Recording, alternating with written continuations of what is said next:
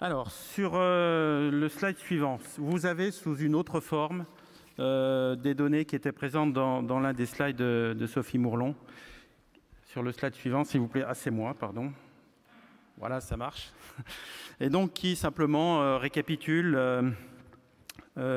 série de réacteurs par série de réacteurs, donc sur les lignes, 900 MW, 1300 MW, 1500 MW, l'état de la situation du parc actuel et dans les prochaines années. Donc vous voyez qu'à ce jour, si je prends la deuxième colonne, l'ensemble des réacteurs 900 et 1300 ont franchi l'étape des 20 ans et cette étape reste à franchir pour les 4 réacteurs du palier N4 de 2019 à 2022. Vous voyez qu'à ce jour, l'étape la plus actuelle aujourd'hui, ce sont les visites décennales à 30 ans qui sont en cours de réalisation sur les réacteurs 900 MW. Aujourd'hui, 19 réacteurs 900 MW ont franchi cette étape. Et devant nous, à très court terme, à partir d'avril 2015, l'étape des 30 ans pour les 1300 MW, avec le premier arrêt VD3 1300 en 2015 à Paluel 2. Puis viendra ensuite le palier N4. Et vous voyez que quand on parle de durée de fonctionnement au-delà de 40 ans, eh bien, le chemin critique, il passe par les réacteurs 900 MW, bien sûr, à partir de 2019. Vous voyez que les 34 réacteurs 900 MW franchiront cette étape de 2019 à 2030. Les 20 réacteurs 1300 MW de 2025 à 2034 et les 4 réacteurs 1500 MW de 2039 à 2042. Donc vous voyez, c'est pour cadrer, pour donner les échelles de temps, ce qui explique évidemment que quand nous focalisons sur le programme industriel, que nous appelons aussi parfois le grand carénage, on se focalise d'abord évidemment sur le 900, même si notre ambition d'aller significativement au-delà de 40 ans, elle vaut pour l'ensemble du parc français. Évidemment aussi sous une autre donnée, sous une autre forme, la phrase qui est en bas du transparent. Vous avez vu tout à l'heure que dans le slide, un des slides de Madame Mourlon, vous voyez que 7200 MW, je crois, au maximum, ont été mis en service à l'occasion du démarrage du parc la même année. Eh bien là, c'est la proposition symétrique, si j'ose dire. C'est qu'une exploitation limitée à 40 ans de l'ensemble de ces centrales signifierait la disparition, alors j'ai mis le chiffre en moyenne là, de 5000 MW chaque année à partir de 2019 et sur une période d'une dizaine d'années. Bon, c'est cette moyenne de 5000 MW qui apparaissait sur le slide de Sophie Mourlon en allant de 3000 MW à 7200 MW à peu près sur cette période. Donc évidemment, un défi énergétique pour le pays. Alors, pour introduire plus précisément ces tables rondes, j'ai essayé de lister là certaines des conditions. Alors, c'est sans doute pas exhaustif, mais c'est ce que nous considérons les plus principales pour pouvoir exploiter nos centrales dans la durée. D'abord, ça commence par un parc performant et irréprochable au quotidien. Il était évident qu'il est inenvisageable de prolonger des durées de fonctionnement si au quotidien, les performances ne sont pas au rendez-vous. Les performances, c'est évidemment en premier lieu la sûreté, c'est la protection de l'environnement, mais c'est aussi la performance de production. Une condition, alors elles sont numérotées, hein, mais n'y voyez pas une hiérarchisation. C'est de continuer d'augmenter le niveau de sûreté en garantissant les conséquences les plus limitées possibles, même en cas d'accident grave. Donc on y reviendra tout à l'heure. C'est une illustration, alors une expression très condensée et très ramassée des réexamens de sûreté, mais on y reviendra plus en profondeur dans les tables rondes. Une condition indispensable tient un lieu aux compétences. C'est renouveler et maintenir les compétences internes d'ingénierie et d'exploitation. Et c'est la même chose à l'externe, renouveler et maintenir le tissu industriel nécessaire. Donc ça fera également l'objet de la seconde table ronde. Et une condition touche également à la R&D. L'amélioration des connaissances est absolument nécessaire d'être poursuivie. Donc le programme de R&D interne et en coopération externe de grande envergure au support au parc en exploitation actuel reste une obligation. On parle souvent en termes de R&D de génération 4, de génération 3. Les programmes de R&D support au fonctionnement du parc actuel restent une ardente obligation pour notre politique industrielle.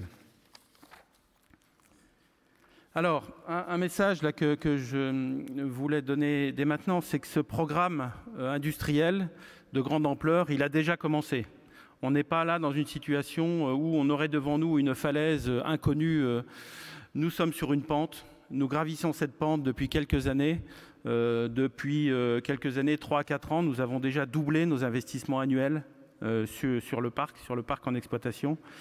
Donc ce programme, il est entamé et il a deux composantes, évidemment. Une composante de maintenance, de remplacement des gros composants et une composante d'amélioration significative de sûreté. Quelques exemples. Là, vous avez, quand je dis que c'est déjà commencé, ce sont des chantiers qui ont déjà eu lieu ou qui sont en train de se dérouler en ce moment même. Vous avez sur la gauche un chantier de remplacement des générateurs de vapeur. Aujourd'hui, sur 34 réacteurs 900 MW, 25 d'entre eux ont déjà eu le changement de leur générateur de vapeur avec des chantiers considérables. Ces chantiers, ce sont plus de 600 personnes qui interviennent en 3-8 pendant 50 à 70 jours à l'intérieur même du bâtiment réacteur. Sur la partie conventionnelle des installations, nous avons entamé depuis quelques années le remplacement généralisé des pôles de transformateurs principaux, c'est la photo en haut à droite, et le rebobinage des stators d'alternateurs. Donc là aussi de gros chantiers. On a un programme par exemple qui court de rebobinage de plus de 40 stators d'alternateurs sur nos centrales. En termes d'amélioration de sûreté, évidemment, on a en tête les plus significatifs. Ça a été l'installation de filtres à sable sur l'ensemble de nos réacteurs. Ça a été l'installation de recombineurs. Bon, ce ne sont que des illustrations. Pour vous donner une quantification, rien qu'en 2013, nous avons implanté sur nos réacteurs, sur l'ensemble des 58 réacteurs, plus de 1000 modifications. 1000 modifications qui sont les modifications du réexamen de sûreté 900 MW, du troisième réexamen de sûreté 900 MW et la fin de certaines autres modifications sur les réexamens de sûreté précédents. Donc vous voyez que ce grand carénage, ce programme industriel, il signifie au quotidien pour nous déjà quelque chose d'engagé et de considérable.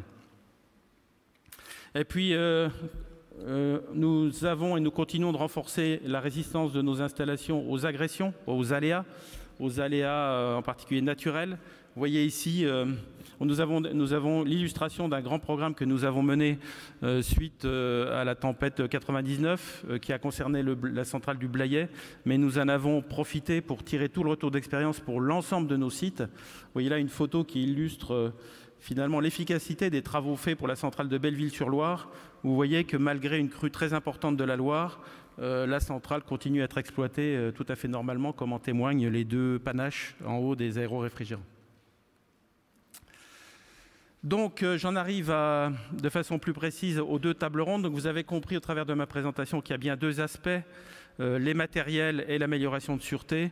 Donc nous avons structuré les tables rondes autour des solutions techniques, des questions techniques qui se posent. Donc c'est plutôt la première table ronde.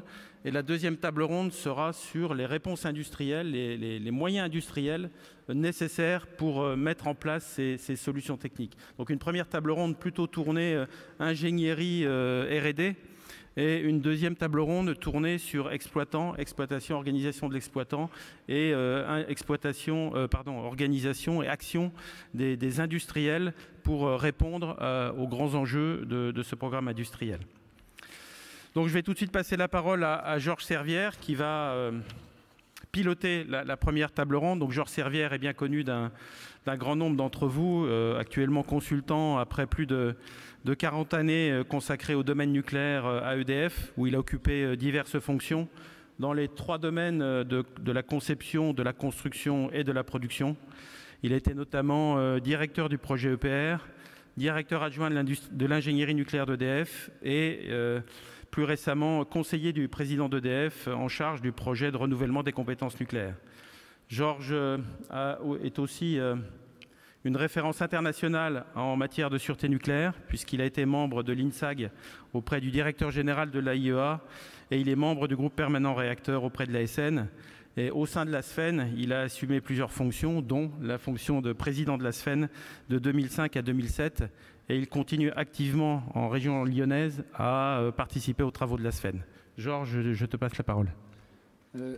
Merci.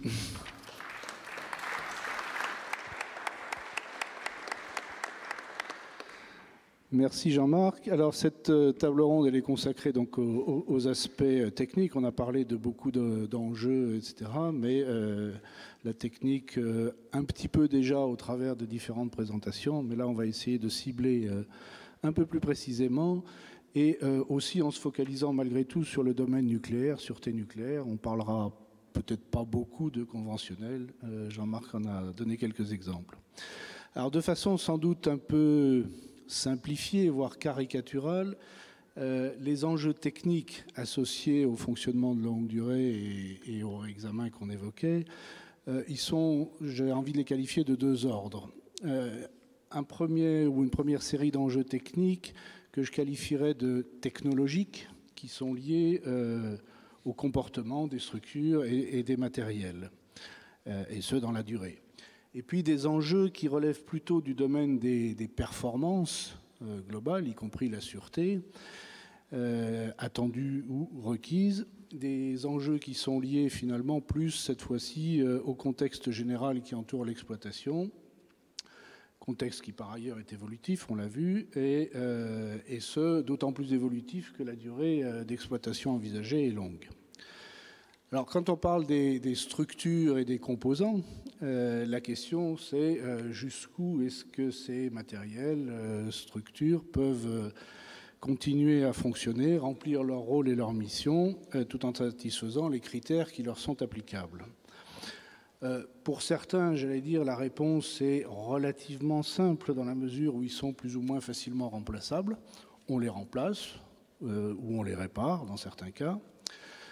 Pour d'autres qui sont difficilement remplaçables, voire considérés comme non remplaçables, évidemment, la limite est un peu plus...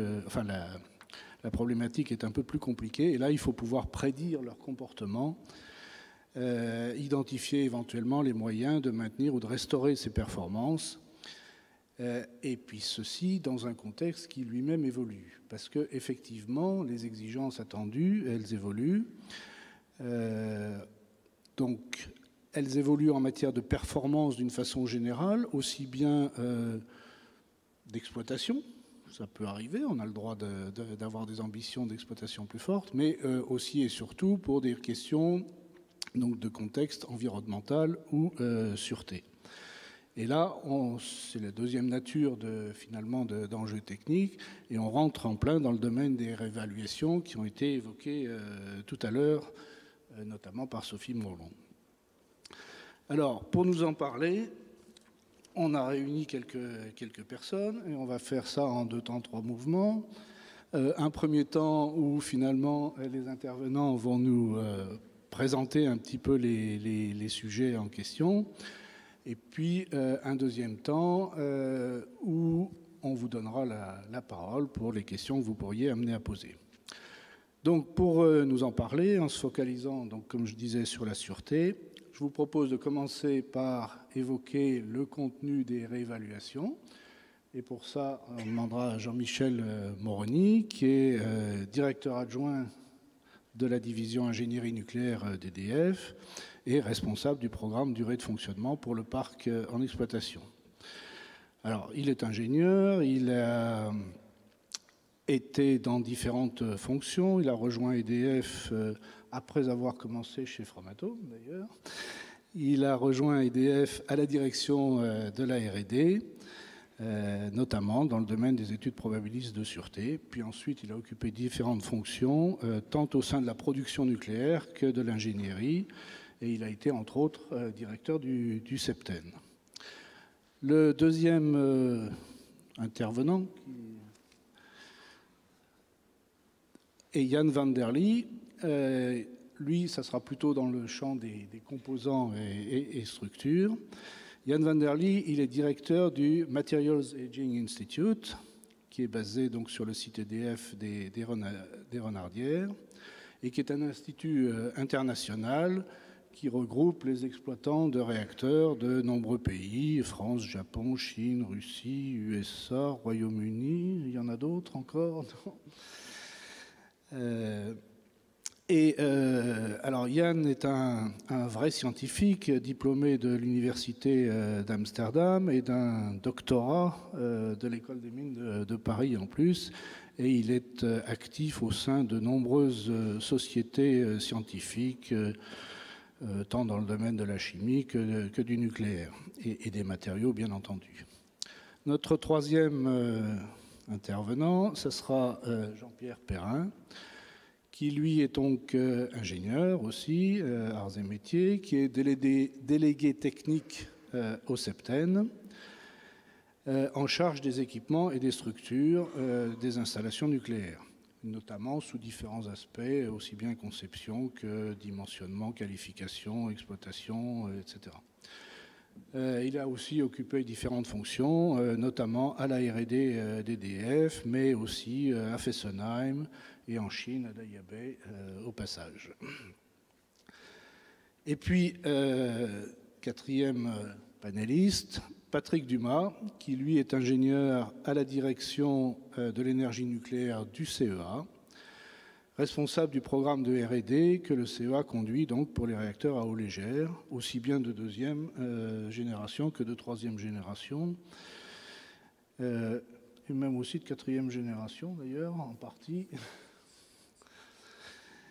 Il a travaillé 10 ans aussi à l'IRSN sur les accidents, le dimensionnement vis-à-vis des accidents graves. Et il a été conseiller technique du haut-commissaire à l'énergie atomique.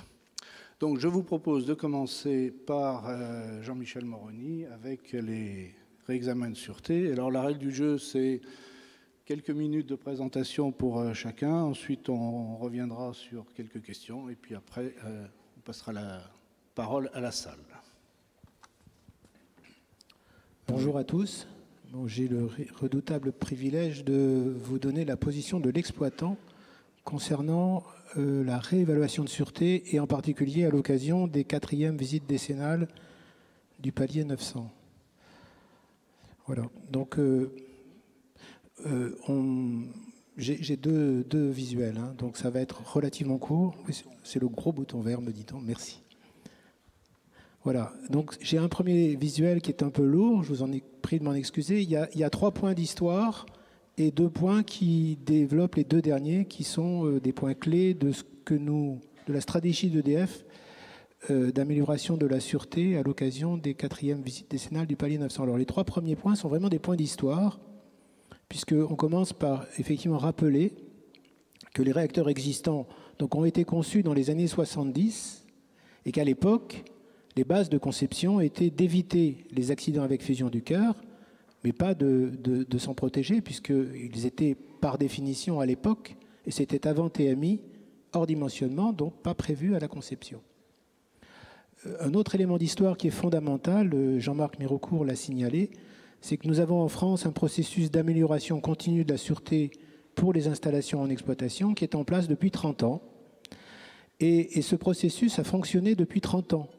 Donc avec des améliorations de la sûreté apportées aux installations, soit au fil du retour d'expérience. Alors beaucoup d'entre vous se souviennent des actions post-TMI, mais il y a eu aussi, bien sûr, beaucoup d'évolutions après l'accident de Tchernobyl en URSS et en règle générale au fil du retour d'expérience en France et à l'étranger. Je pense en particulier à l'inondation de la plateforme du Blayais en 1999 ou à d'autres événements comme la vague de sécheresse canicule en 2003. Donc à chaque fois, au fil de ce retour d'expérience, alors je cite des grands événements, des modifications ont été apportées aux installations pour tenir compte des leçons tirées de ces événements. Et puis de toute manière, Madame Mourlon l'a très bien expliqué, il y a un processus de réexamen décennaux de sûreté qui fait que tous les 10 ans, nos installations sont modifiées pour intégrer de nouvelles dispositions pour en améliorer la sûreté. Si bien que ce processus donc, a donné lieu évidemment à la conception des réacteurs de 3e génération au début des années 90 avec le projet EPR en particulier, et ça a donné lieu à de très nombreuses modifications sur les installations en exploitation.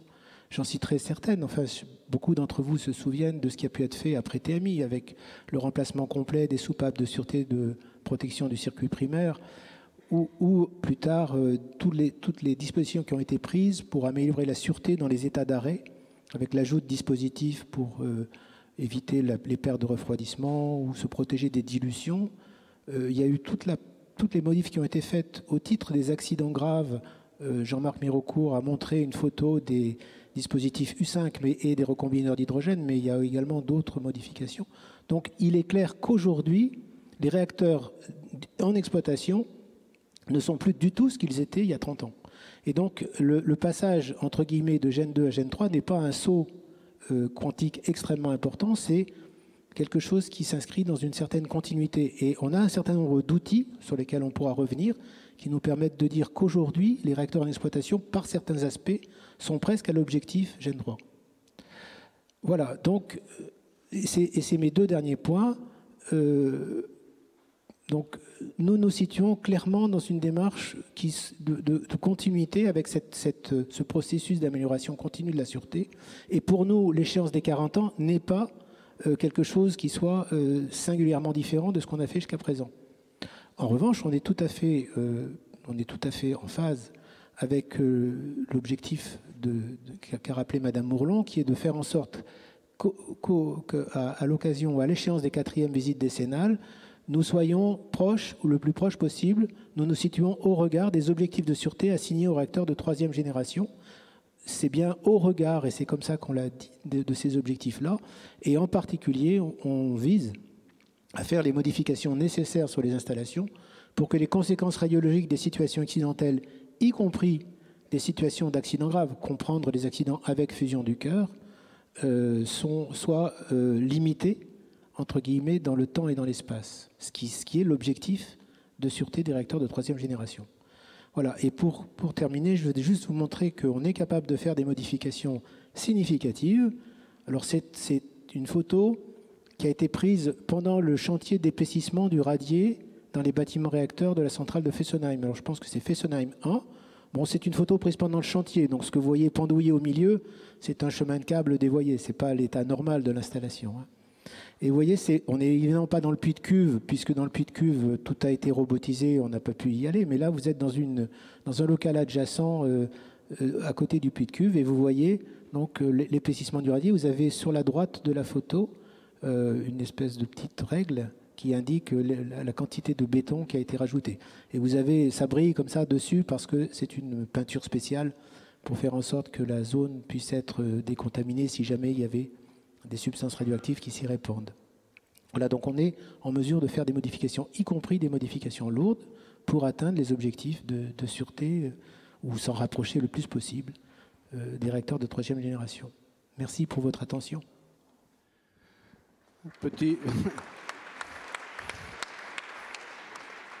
Donc c'était une petite illustration de ce qu'on peut être amené à faire au titre des réévaluations de sûreté et des modifications associées. Alors en ce qui concerne les gros composants, les matériaux sont évidemment un point clé dans ce domaine-là.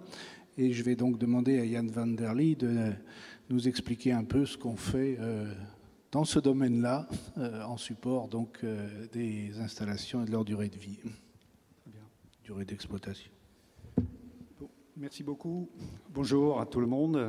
Les matériaux qui sont employés dans les centrales nucléaires subissent tous le milieu et vieillissent inévitablement. Alors, les facteurs responsables, on le connaît, hein, c'est l'oxydation, c'est l'air, ça peut être l'humidité, c'est l'eau, c'est la pression, ce sont les contraintes mécaniques, statiques, cycliques, la fatigue, l'irradiation, hein, un neutron par-ci, par-là. C'est aussi les grands transitoires, comme par exemple les arrêts tranches. Et tout ça, ça aboutit progressivement à des évolutions des matériaux et qu'on appelle donc le vieillissement des matériaux. Alors soyons très très clairs, le vieillissement est inéluctable, mais il est gérable. Et je pense que c'est ça l'enjeu pour l'exploitant, c'est le bon management, c'est la gestion de ce vieillissement des matériaux. Et c'est ce que fait l'exploitant, ce que font les exploitants un peu partout dans le monde. Et c'est ça qui permet, par exemple, à l'image, là on voit la centrale de Besnau, en Suisse.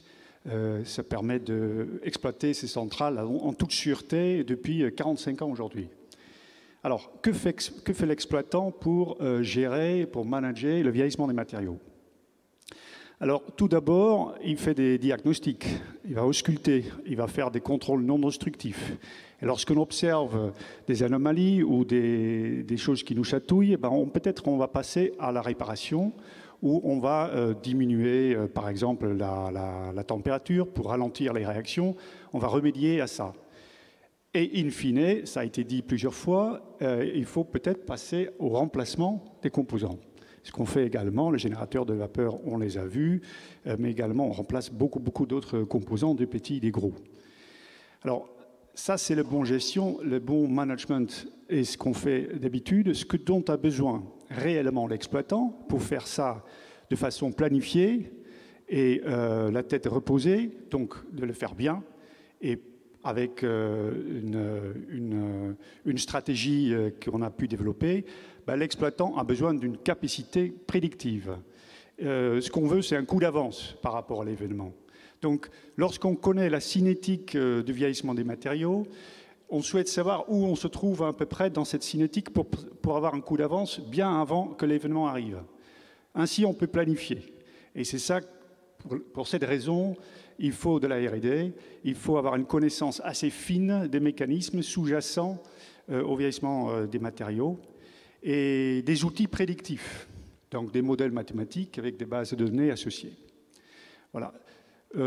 Si on ne fait pas ça, bon, on remplace un matériau, enfin un composant avec un autre composant, on peut être à peu près 100% sûr qu'on aura le même problème quelques années plus tard. Et c'est arrivé. Donc il faut vraiment prendre en compte la connaissance de ces mécanismes, et c'est pour ça qu'on fait de la R&D. C'est particulièrement vrai et important pour des composants qui sont réputés difficilement ou pas remplaçables. On a parlé de cuves enceintes, on peut aussi parler des câbles et également les internes inférieurs de cuves. En ce qui concerne la cuve, il a bien sûr, il vieillit sous l'effet des neutrons. Donc l'irradiation, il faut connaître le temps et les processus assez précisément. Alors, ce qu'il faut noter, c'est que depuis les dernières 10-20 ans, on a fait vraiment des progrès très considérables dans la connaissance et dans la modélisation de l'effet de l'irradiation sur l'acier de cuve. Et ça a été accompagné ensuite par des avancées assez intéressante sur le plan expérimental. C'est-à-dire qu'on a aujourd'hui, on dispose des moyens expérimentaux qui nous permettent de regarder des matériaux très irradiés, par exemple par la tomographie, par les sondes atomiques ou par des microscopes qui permettent de regarder quasiment atome par atome. Et cet ensemble, ça nous permet aujourd'hui vraiment d'avoir une bonne connaissance de ce vieillissement de ces matériaux, et en particulier de l'acier de cuve, et d'avoir une bonne confiance dans la tenue des cuves faites de l'acier utilisé par EDF. On peut parler de l'enceinte de confinement, mais je crois que donc Jean-Pierre va en parler un tout petit peu juste après. Les câbles, c'est quand même très intéressant. On n'en a peut-être pas beaucoup parlé. Il faut savoir qu'il y a à peu près 50 km de câbles dans un bâtiment réacteur. 50 km de câbles, et on a aujourd'hui pas beaucoup de connaissances sur la cinétique de l'évolution de ces câbles sous l'influence de l'oxydation. Encore une fois, ce sont des polymères qui oxydent, et sous l'effet de l'humidité et parfois l'irradiation. Donc c'est un sujet qui nous intéresse et pour lesquels on a lancé vraiment beaucoup d'études et des projets internationaux. C'est surtout les États-Unis qui sont très intéressés par le sujet parce qu'ils regardent au-delà de 60 ans jusqu'à 80 ans. Et là, le sujet des câbles pourrait en être un de première importance. Bon, je passe les autres composants parce que c'est un tout petit peu la même chose, une bonne connaissance de leur vieillissement. Certes, on peut le remplacer, mais encore une fois, on aimerait bien le planifier, savoir à quel moment et quel est le meilleur moment pour le remplacer. Alors donc, vous avez compris, on est vraiment, le vieillissement des matériaux est vraiment au cœur de notre préoccupation. Et c'est pour ça que EDF s'est associé avec d'autres exploitants, avec les plus grands exploitants du monde, donc on en a parlé tout à l'heure, quasiment tous les continents. On a également associé des industriels et des organismes comme le CEA, Areva, Mitsubishi et autres, CRIEPI, pour créer le Materials Aging Institute, l'Institut pour l'étude du vieillissement des matériaux. Alors, l'objectif de cet institut, c'est de faire une R&D coordonnée, donc plus efficace et collaborative. Utiliser les compétences un peu et les laboratoires, tant qu'à faire, dans les différents pays qui participent au MAI. L'autre mission du MAI, c'est d'utiliser tout le retour d'expérience. Là, on représente à peu près 2/3 de la puissance nucléaire installée dans le monde. Et c'est plus qu'un chiffre pour nous, c'est vraiment une richesse de retour d'expérience qui nous permet de mieux piloter, de définir nos priorités et de se concentrer sur ce qui compte pour l'exploitant et surtout pour la durée de fonctionnement des centrales. Je dirais, il y a une autre mission qui est un peu là derrière. On en a parlé tout à l'heure. C'est le renouvellement des compétences. Parce que capitaliser tous ces savoir-faire, c'est bien. Mais ensuite, il faut le transmettre. Il faut le transmettre aux prochaines générations. Ça aussi, c'est important. Et c'est pour ça que les MAI organisent des formations, des workshops et des conférences.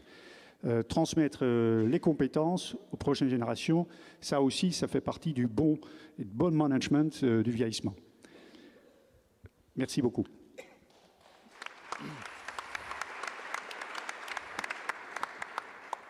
Merci. Là, on a vu tout ce qui se fait autour des matériaux et dont l'applicabilité est principalement, effectivement, ou peut-être pas principalement uniquement, mais les matériels métalliques en quelque sorte. Et parmi ceux-là, la cuve qui fait partie des matériels non remplaçables ou considérés comme tels.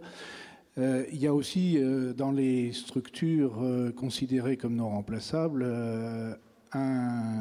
une d'entre elles qui est particulièrement importante, c'est les enceintes de confinement, le bâtiment réacteur, pour lesquelles il y a des questions de comportement de matériaux aussi, mais plus globalement de comportement d'ensemble de la structure. Et là, je vais demander à Jean-Pierre Perrin donc, de nous préciser où sont les enjeux et comment se présente la question. Il y a du temps à rattraper, Georges, ou c'est bon? C'est bon. Donc je vais faire un petit rappel sur la conception parce que on a deux types de conception un peu différentes et du coup les questions ne sont pas les mêmes pour les deux. Alors sur les 34 premières tranches du palier 900, on est en enceinte à simple paroi. Alors simple paroi, oui, mais quand même en béton précontraint de près d'1 mètre d'épaisseur et avec à l'intérieur une peau métallique donc qui assure l'étanchéité. Donc ça c'est la conception classique la plus répandue dans le monde. Sur les 24 autres tranches du 1300 et du N4, on est en enceinte à double paroi, donc une paroi interne en béton précontraint, une paroi externe en béton armé. Alors, quelle est la différence entre les deux? Les premières, les enceintes à simple paroi, c'est du confinement statique, classique. Les secondes, les enceintes à double paroi, c'est un mix de confinement statique par la paroi interne et de confinement dynamique, parce que dans l'espace entre enceintes, on récupère, on collecte, on filtre les fuites éventuelles qui sortiraient de l'enceinte interne. Alors, elles ont en commun, ces enceintes, un certain nombre de phénomènes que j'ai mis en bas. Donc, le principal moteur de vieillissement, c'est le retrait et le fluage du béton. Phénomène bien sûr inéluctable, mais qui s'amortit avec le temps. Ce retrait et fluage du béton, il est gouverné par le séchage en fait, du béton principalement. Donc ça conduit à des déformations différées. Le béton a tendance à rétrécir et donc à une légère diminution au fil du temps de la précontrainte. La précontrainte est moins active. Précontrainte qui est chargée de contrer la pression dans l'enceinte en cas d'accident. Il y a d'autres phénomènes classiques. Donc là, il faut s'en prémunir. C'est la corrosion des aciers actifs, donc les câbles de précontrainte, et puis des aciers passifs, du ferraillage, des armatures. Et puis, pour les ESP, les enceintes à simple paroi, la corrosion du liner, qui là est propre à cette technologie.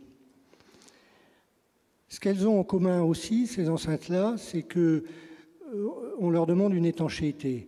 Alors, on a parlé tout au long de ces 2 jours des exigences de sûreté. Bon, l'exploitation d'une tranche n'est envisageable que si elle respecte les exigences de sûreté, c'est une évidence. Et là, on a un bon exemple d'exigence de sûreté, c'est un critère de sûreté qui est dans le dossier d'autorisation de création, donc qui fixe l'étanchéité de la paroi interne des enceintes à double paroi et de l'enceinte à simple paroi. Donc ce critère, il est dans le DAC, dossier d'autorisation de création, et ensuite il est décliné dans un critère d'essai périodique, donc règle générale d'exploitation, plus sévère que celui du DAC, parce qu'il prend en compte un vieillissement dans les 10 années qui suivent l'épreuve décennale. Donc ces enceintes-là, tous les 10 ans, elles sont testées. Tous les 10 ans, elles sont testées à pleine pression, ce qui n'est pas le cas partout dans le monde. Quand je dis pleine pression, c'est la pression de conception. De ce que je viens de dire, il résulte que pour les enceintes à double paroi, on cherche à faire, pour satisfaire ce critère du DAC, de l'étanchéité avec du béton, qui n'est pas n'importe quel béton, hein, armé précontraint. Donc ça veut dire que leur comportement, en fait, contrairement à un liner métallique, hein, qui est le même partout, leur comportement dépend de l'enceinte, du béton, de sa composition d'origine et de la façon dont il a été construit, coulé. D'où des comportements un peu différents sur les enceintes. Alors, si j'en arrive à la différence, enfin au point commun, ce qu'il faut retenir, c'est que ce soit enceinte à simple paroi ou à double paroi, pour aller à 60 ans ou au-delà, il n'y a aucun problème de résistance mécanique. Hein, on est très, très en deçà des critères de résistance mécanique, y compris à la pression accidentelle. Côté évolution des propriétés du béton de type réaction de gonflement interne, donc les réactions alcaliniques granulat ou les réactions sulfatiques internes, il n'y a pas de difficulté particulière relevée sur les centrales EDF pour le moment. Ces phénomènes-là, ils sont faciles à suivre par le dispositif d'auscultation, donc notamment par les extensomètres qui mesurent les déformations différées en continu. Donc retenez, pas de souci de résistance mécanique ou d'évolution des propriétés du béton. Notre enjeu, c'est l'étanchéité. Pour les raisons que j'ai évoquées, il y a un critère. Donc notre enjeu, c'est le respect du taux de fuite lors de l'épreuve enceinte. Critère prenant en compte, je le répète, la marche sur le vieillissement. Alors il y a deux cas bien différents. Les enceintes à simple paroi du palier 900, les taux de fuite sont très inférieurs aux critères. Ça, ce n'est pas propre à EDF, c'est général dans le monde. C'est-à-dire qu'on est en moyenne à un quart du critère et au maximum à la moitié du critère. Mais certaines enceintes sont au 10e du critère. Alors, c'est très simple à comprendre. Un liner métallique, c'est parfaitement étanche, sauf s'il y a un trou. Il n'y a pas de trou, donc il est parfaitement étanche. Donc, en fait, ce qu'on mesure, c'est les fuites par les traversées. Les fuites par les traversées, c'est une question de robinetterie. C'est maîtrisable. Alors, les enceintes à double paroi, c'est plus délicat pour les raisons que j'ai évoquées, parce que ça dépend du béton, de sa porosité, sa microfissuration, etc. Donc, à ce jour, évidemment, sinon on n'exploiterait pas, toutes les enceintes respectent le taux de fuite du DAC, mais aussi des règles générales d'exploitation, donc plus sévères. Les réparations réalisées à ce jour ont consisté à mettre un revêtement en peau composite à l'intérieur de l'enceinte. Donc, peau composite, c'est une résine d'époxy armée par des fibres de verre, solution qu'on a qualifiée, bien entendu. Alors, l'enjeu, il est différent entre les deux. Sur les enceintes à simple paroi, la difficulté, c'est d'identifier la fuite en épreuve, parce qu'une fuite ponctuelle à travers le liner conduirait à une fuite trop élevée, et la difficulté, c'est de trouver cette fuite de l'extérieur de l'enceinte. Par contre, une fois qu'on l'a trouvée, rien de plus facile à réparer, et on l'a déjà fait. Donc, pas de souci de réparation, le souci, c'est la détection. Sur les enceintes à double paroi, c'est l'inverse. C'est plutôt facile à détecter parce qu'on est dans l'espace entre enceintes, donc on a tout loisir de mettre en œuvre des dispositifs pour savoir où sort la fuite, à défaut de savoir par où elle rentre. En revanche, c'est plus compliqué à réparer. Et c'est ça le défi d'EDF dans les années à venir, c'est d'être capable de réparer les enceintes à double paroi, non seulement par des revêtements en intrado, mais, si besoin, pour certaines enceintes, par des solutions complémentaires qu'on viendrait mettre à l'extrado de la paroi interne. Donc, à l'extrado de la paroi interne, ça veut dire que ces solutions-là, elles sont soumises à pression. Et c'est là tout l'enjeu, hein, aux 5 bars qui sont sous le revêtement. Donc on y travaille, on a un gros programme de développement avec les industriels et ça se conclura en mi-2015 normalement, espérons-le, par des essais. Il y a des essais en cours sur une maquette échelle 1/6 Maeva sur le site de Civaux. Alors, okay. Je résiste pas quand même. Oui, je raccourcis. Mais je ne pouvais pas ne pas faire la promotion de la maquette Vercors. Je vais le faire très rapidement. En fait, la maquette Vercors, c'est une maquette d'échelle d'enceinte à double paroi, échelle 1/3. Donc c'est énorme. 30 mètres de haut, 16 mètres de diamètre. Un béton représentatif des bétons du parc. Et pourquoi on fait cette maquette? C'est pour accélérer le vieillissement. En fait, par le facteur d'échelle 1/3, elle va vieillir 9 fois plus vite que les enceintes réelles. Ça veut dire qu'on va faire des épreuves tous les ans, comme si on les faisait tous les 10 ans. Vous voyez. Donc, le but, c'est de mieux connaître sur ces enceintes-là le cheminement des fuites et d'être capable de comprendre et donc, derrière, de réparer plus intelligemment. Enfin, encore qu'on se débrouille pas mal pour le moment. Alors, elle servira aussi pour tester le comportement des enceintes en situation d'AG. En ça, elle est exceptionnelle. Hein. Elle est associée aussi, j'ai mis en bas, je ne vous les cite pas, à des projets français de recherche et développement et européens. Elle est sur le site des Renarrières, tout près du MAI. Alors je vous encourage, enfin pour les gens du métier, il y a un benchmark qui a été lancé sur cette maquette dont la construction vient de démarrer. Benchmark qui est un appel aux meilleurs simulateurs du monde pour être capable de prévoir la fuite d'une enceinte à double paroi, à partir de l'évolution de ses caractéristiques mécaniques. Vous avez compris que les enceintes sont un enjeu important dans la démarche qui passionne évidemment et qui occupe beaucoup de temps. En même temps, au travers finalement des illustrations à la fois sur la réévaluation, les composants et structures, vous avez vu l'ampleur du champ qui peut être concerné. Et j'ai envie de demander, finalement, en support de tout ça, il faut des connaissances, etc. Que fait la R&D pour ça? Bon, donc effectivement, je remercie la semaine de m'avoir invité à cette table ronde. Donc évidemment, c'est un peu un challenge de vous présenter ce qu'on fait en R&D en quelques minutes, puisqu'évidemment, ça couvre les sciences de l'ingénieur qu'on enseigne au génie atomique, la neutronique, la métallurgie, la mécanique, la thermohydraulique, évidemment la chimie et les problèmes de corrosion.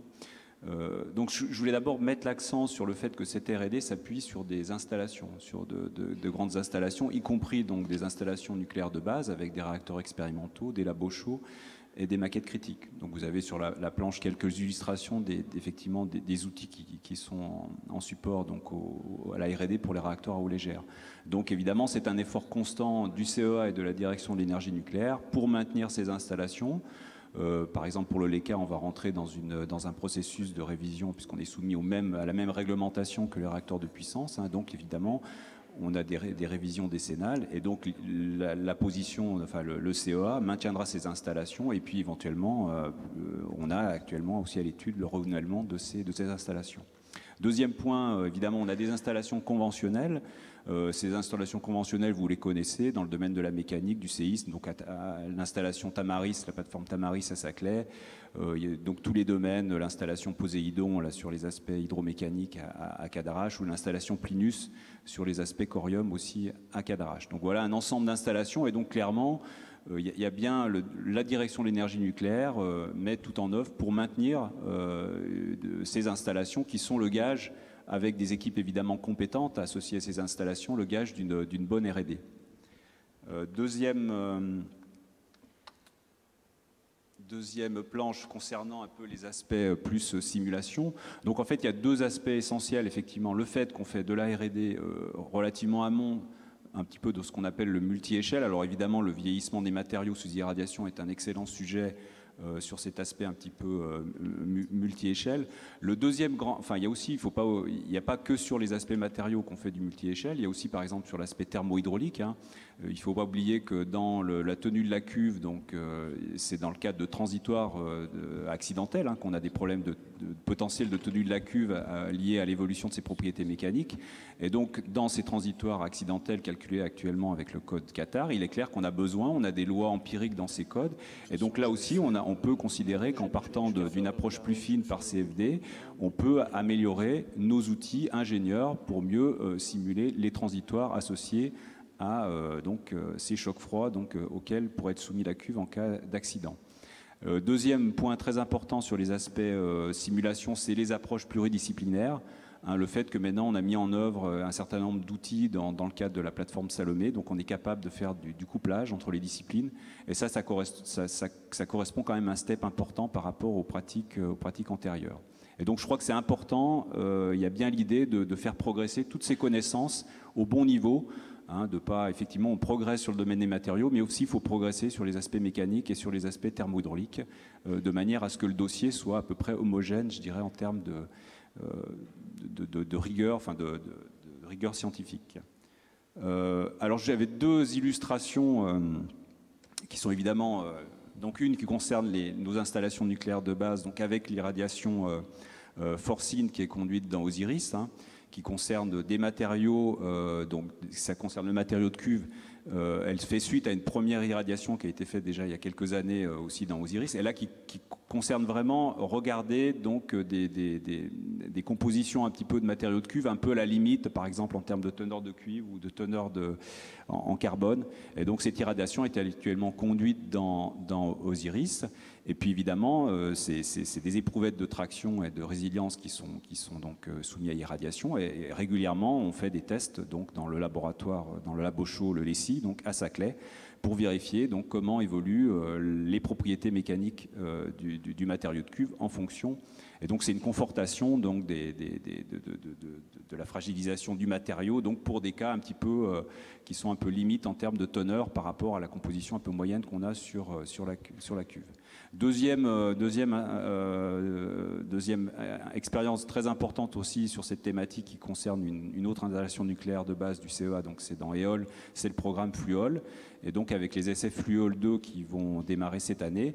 Et donc avec dans l'idée ici d'avoir donc l'idée c'est de mieux prédire d'avoir des outils, d'avoir des éléments de validation pour un code comme Tripoli 4 de manière à mieux prédire donc les flux. Donc on est bien en neutrons par centimètre carré à prédire sur la cuve, donc avec une atténuation qui est quand même très importante entre le cœur du réacteur et puis donc évidemment la cuve. Donc c'est cette atténuation très importante qu'il faut être capable de bien prédire, et donc d'où ces essais dans Éole. Et dernier transparent, donc ça illustre un peu l'aspect vieillissement des composants, et je dirais un mot sur l'aspect, le deuxième aspect très important dans l'extension de la durée de fonctionnement, qui est évidemment la question du référentiel de sûreté. Donc là, j'ai un peu regroupé sur ce transparent des choses, ce qu'on fait au niveau des études corium, donc des études de corium en cuve, donc bien comprendre comment évolue le corium en cuve, et donc il y a des problèmes de stratification entre les différentes phases, oxyde métal, il y a des flux qui sont évacués vers la paroi. Donc voilà, c'est évidemment une condition initiale importante pour après la progression de l'accident, évidemment toutes les mesures de mitigation qui pourraient être mises en œuvre par éventuellement des solutions qui sont une meilleure maîtrise de l'interaction corium-métaux, des choses comme ça. Donc c'est des choses qui sont en cours. Et puis deuxième en bas, vous avez une illustration des questions d'explosion vapeur, c'est-à-dire l'interaction thermique très énergétique entre le corium, donc qui est évidemment très chaud, et de l'eau qui est évidemment beaucoup plus froide. Donc une thématique scientifique extrêmement pointue, extrêmement compliquée, où il y a un manque de consensus parmi les experts et aussi des codes de calcul qui sont utilisés pour calculer ce genre de sollicitation. Et donc là, avec une R&D aussi très très importante, donc autour de l'installation Crotos qui fait partie de la plateforme Plinus à Cadarache. Voilà, je voudrais aussi, alors je ne l'ai pas mis dans les... Évidemment, toute cette R&D, pour l'essentiel, se le fait dans le cadre de l'Institut tripartite, qui est donc un nouveau souffle qui a été donné aux accords de coopération entre EDF, Areva et CEA, donc pour les réacteurs à eau légère. Voilà, je vous remercie.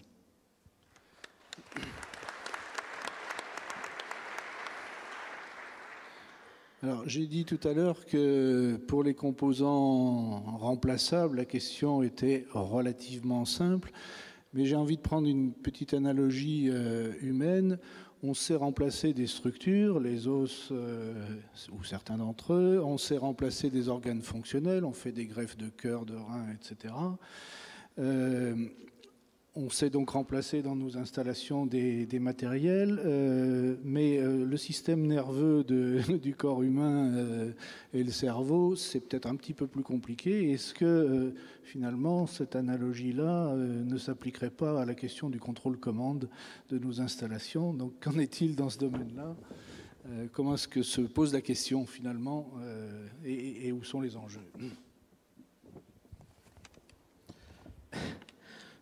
Le système nerveux de la centrale, c'est l'exploitant. C'est pas le contrôle-commande. Donc, et le contrôle-commande, contrairement au système nerveux, est réparable et remplaçable, par partie ou intégralement. Donc, il n'y a pas de réelle difficulté avec le contrôle-commande. D'ailleurs, on en a déjà remplacé des sous-ensembles sur les réacteurs en exploitation. Par exemple, le système de protection, ce qu'on appelle le RPN, protection numérique du réacteur, la mesure notamment du flux, sur le palier d'ICP0, c'est-à-dire FSNM et budget, a déjà été remplacé. Et on a sur le palier 1300, l'année prochaine, à partir de l'année prochaine, un remplacement assez significatif du système de protection du réacteur, ce qu'on appelle le SPIN, pour ceux qui connaissent. Voilà, donc en fait, on peut remplacer ces équipements de contrôle-commande par partie ou plus ou moins grosses. Et nous avons trois raisons pour le faire. Le premier, c'est effectivement le vieillissement des équipements, qui peuvent avoir un taux de panne qui se met à augmenter. Et à ce moment-là, il faut les remplacer par du neuf. La deuxième raison, c'est l'obsolescence, c'est-à-dire que ce peut être des systèmes qui fonctionnent très bien, mais on ne trouve plus les pièces, ni même la compétence pour les réparer. Et à un moment donné, il faut se décider à les changer, non pas parce qu'ils ne marchent pas, mais parce qu'on se met en risque. Et enfin, la troisième raison, c'est que comme on fait beaucoup de modifications, on a besoin de plus de contrôle-commande et on arrive à saturer les équipements existants en termes de performance fonctionnelle, que ce soit en termes de nombre de cartes dans les armoires ou de temps de cycle sur les systèmes à base informatique. Voilà. Et par ailleurs, les technologies, notamment d'interface homme-machine, évoluent et les gens changent dans les centrales et effectivement, donc on a aussi intérêt à rénover un certain nombre d'équipements. Je prendrai un exemple pour ceux qui connaissent les centrales. On a quand même du mal aujourd'hui avec les enregistreurs à plumes. On a du mal à trouver du papier et voire de l'encre pour les stylets. Donc on a intérêt à les remplacer par des appareils numériques qui sont en plus beaucoup moins chers. Voilà, donc ça se remplace. Donc le problème du contrôle-commande n'est pas un vrai problème en termes de vieillissement.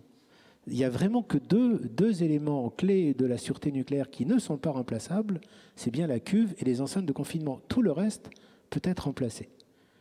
Et l'enjeu de ces remplacements, c'est de le faire suffisamment tôt et avec suffisamment d'anticipation pour éviter d'avoir à le faire en catastrophe si jamais on a un effet d'avalanche.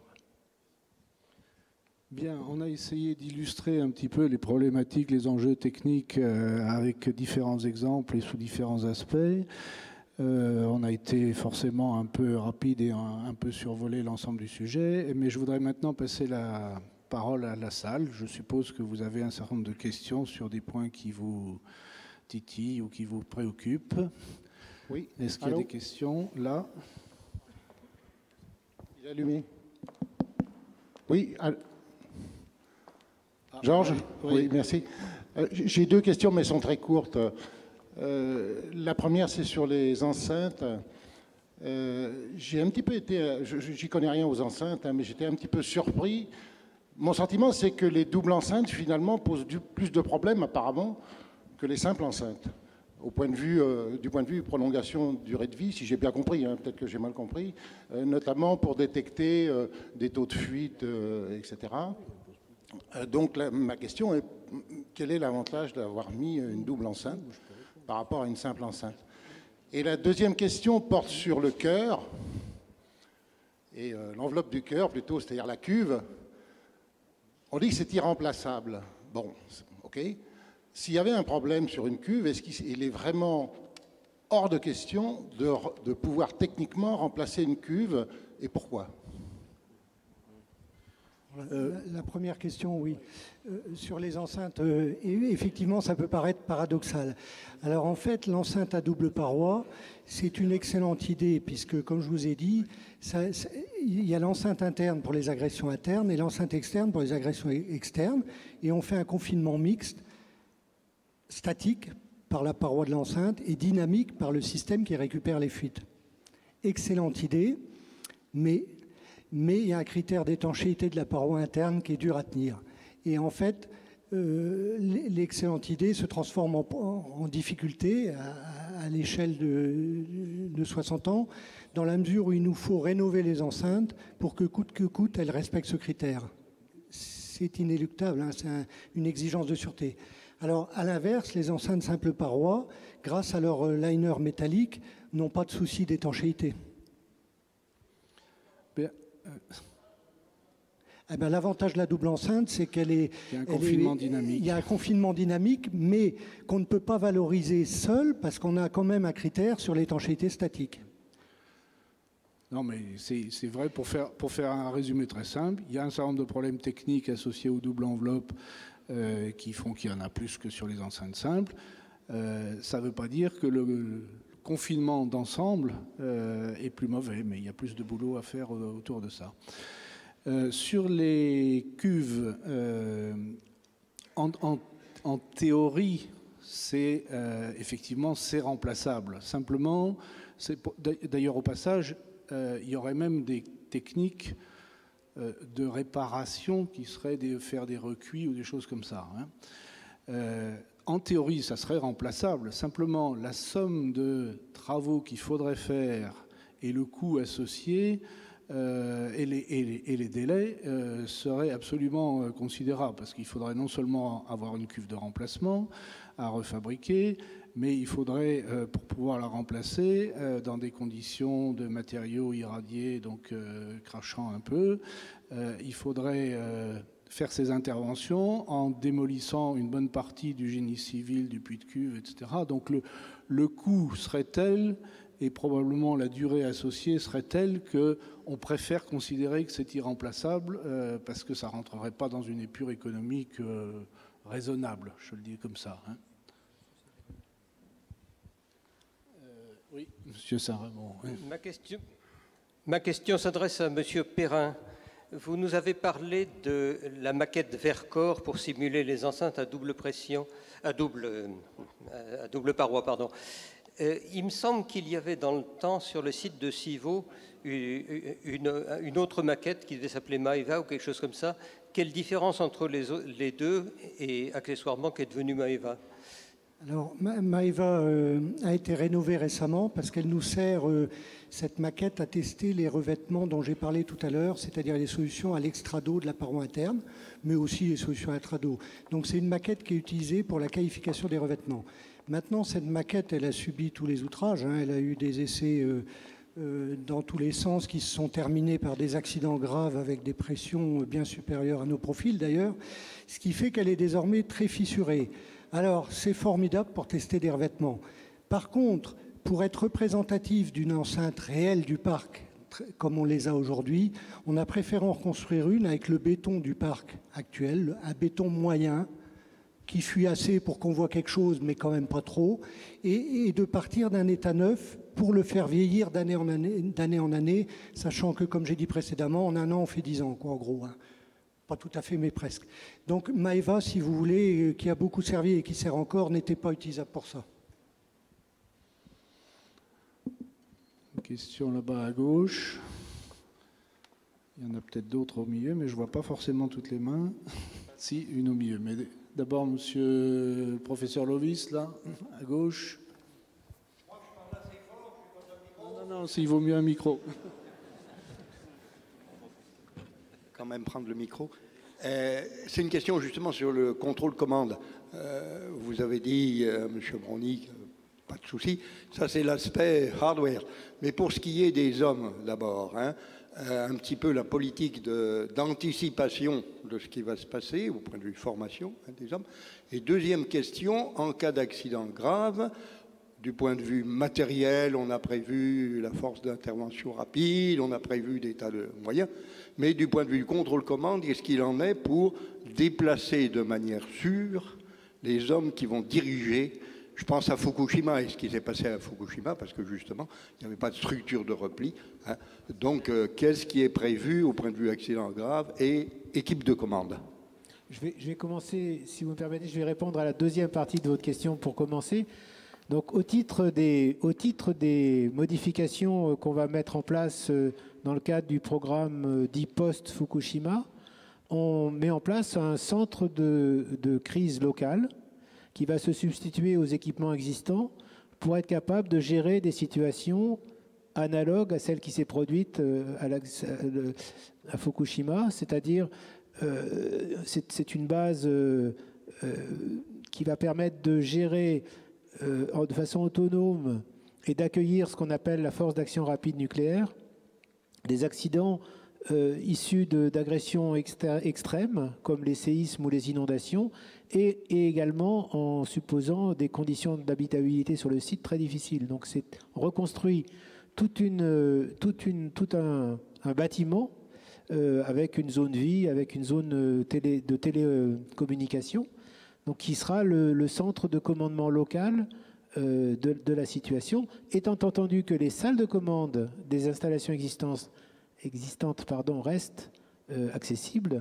Et donc, la commande réelle des réacteurs se fera depuis les salles de commande avec ce backup sur les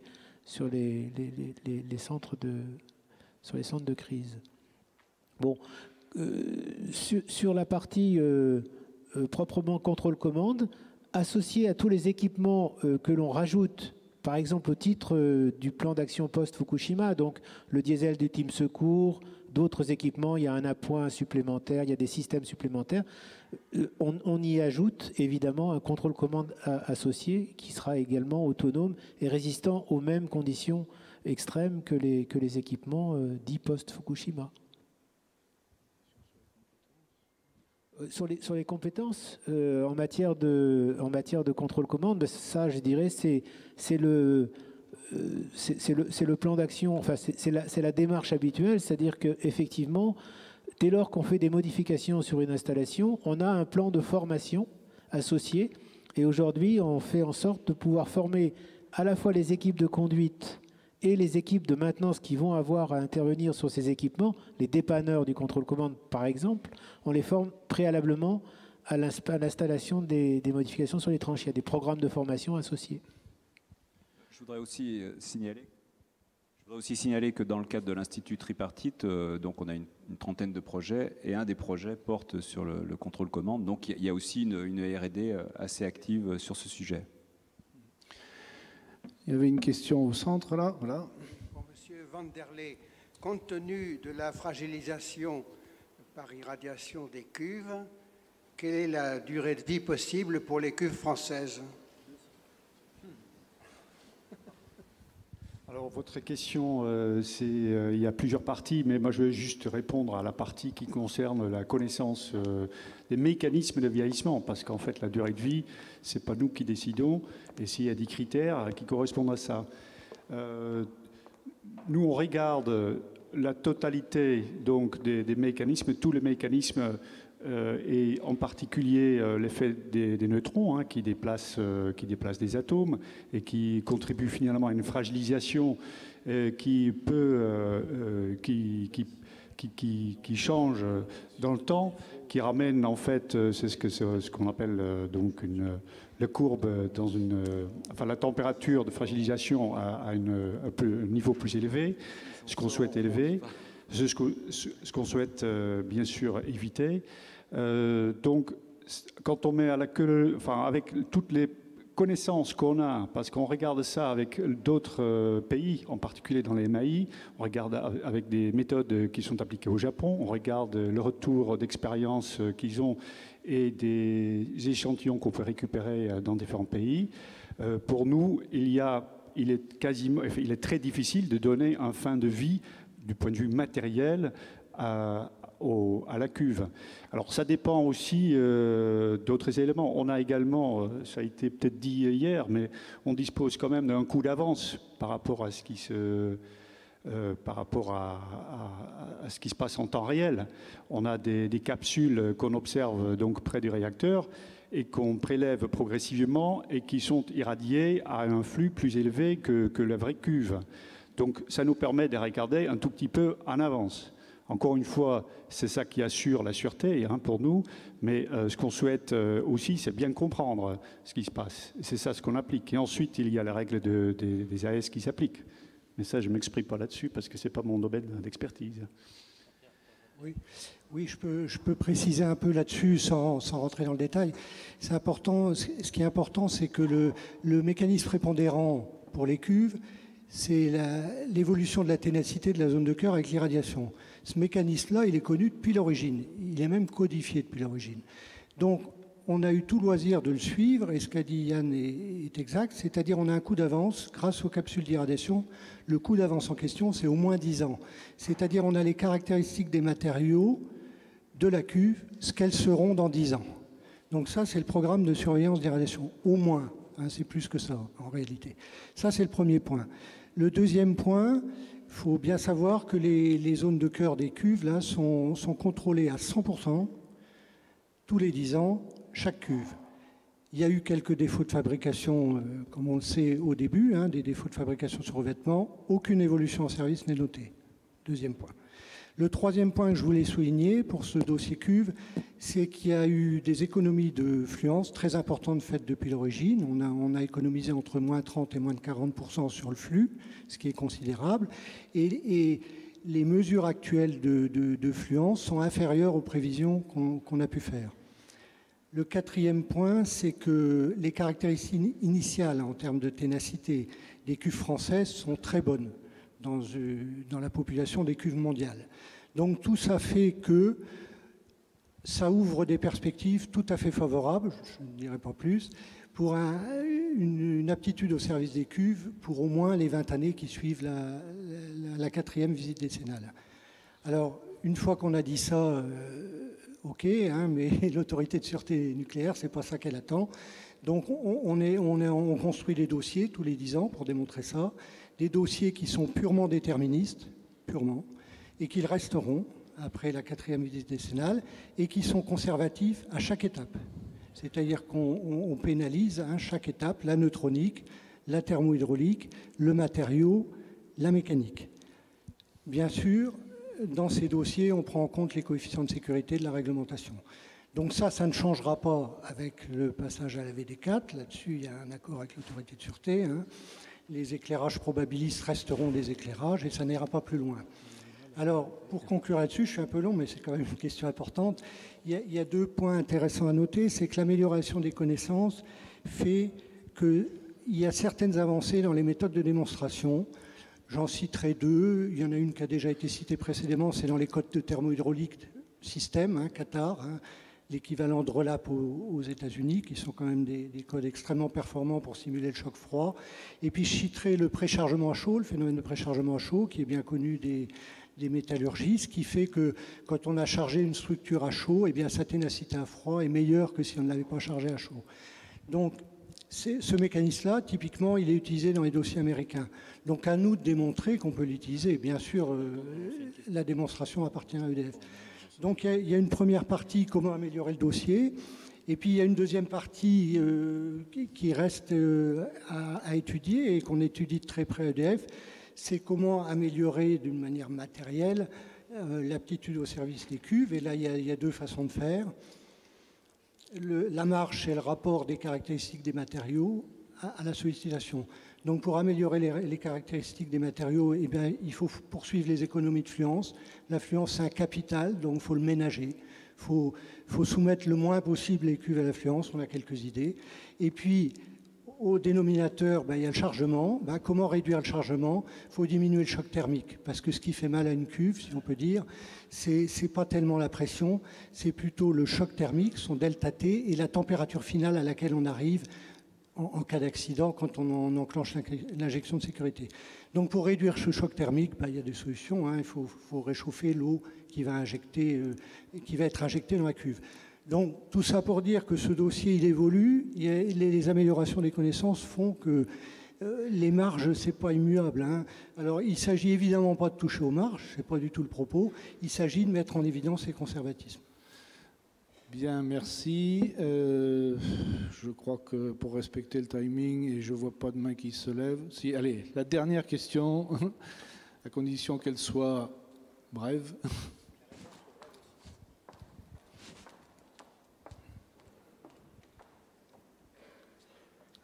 Jean-Pierre Husson, Sven.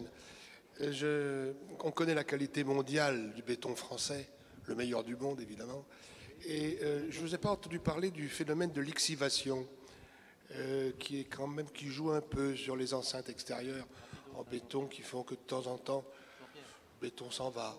Est-ce que M. Dumas peut-être pourrait me répondre?